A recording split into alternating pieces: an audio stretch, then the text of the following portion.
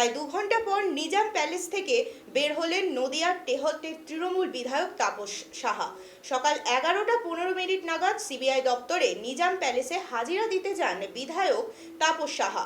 শিক্ষা নিয়োগ দুর্নীতিকাণ্ডে তলব করা হয়েছিল বলে খবর।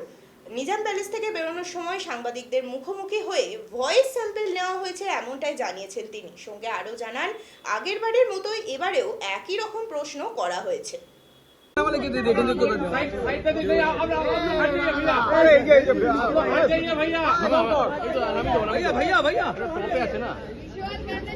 हम लोग कोई आगे नहीं जाएंगे, कोई नहीं। वॉइस रिकॉर्ड कर लो,